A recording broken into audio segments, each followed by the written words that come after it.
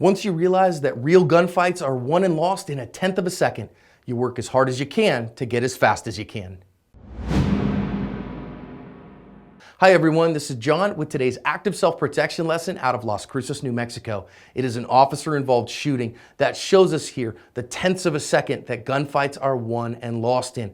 Also shows us the importance of awareness and recognizing a threat, and we're going to learn an important lesson about how effectively to perform a proactive reload. The officer has been called here to a suspicious person call, and so he's going to get out and check this guy who has just gotten in the back seat of this car. Now, we're going to listen in on his body cam. It's going to get hairy in a hurry. We'll see what happens, and then we'll come back and learn some lessons in just a moment. Get back, get back.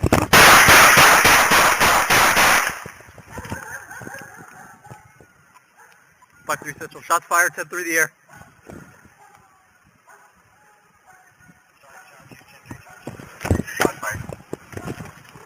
I am facing eastbound, unknown if the subject is hit or not.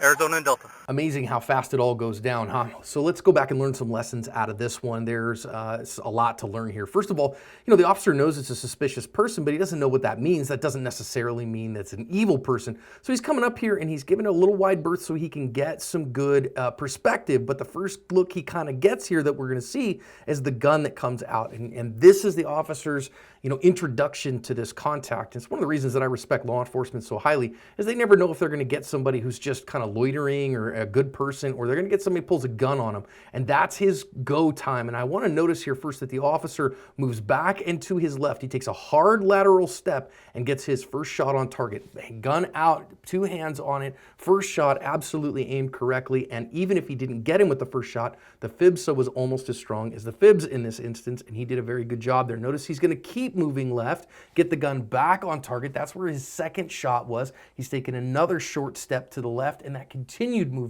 is keeping him behind that B pillar so that that guy can't see him very well. Behind the C pillar, I actually think. Third shot here, this is the instance right before that third shot as he continues to move to his left. And his left was the right choice here because to his right, the guy would have been able to see him quite a bit more. Now we see the officer get a hand off the gun here. Now, of course, this is law enforcement specific because he's going to key his radio so that he can get help on the way, let dispatch know that he's got a shot fired and all that stuff. If you're a CCW, keep two hands on the gun. He had another priority that he had to do there. But for those of us that aren't sworn, don't have a radio and that kind of stuff, keep your hand on the gun.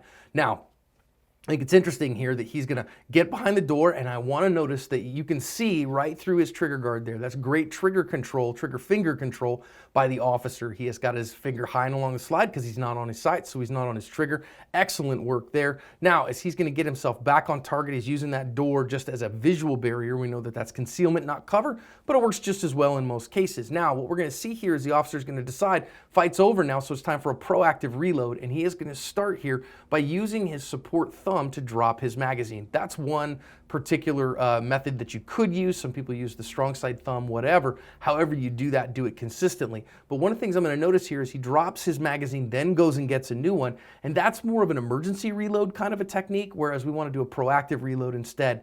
Next, we see the officer here. He just misses, and he misses with his magazine in the first one because you can see how low he had to get on his magazine. If you're carrying spare magazines, make sure that you can get a high grip on it, that index finger gets all the way up tall so that you get better proprioception.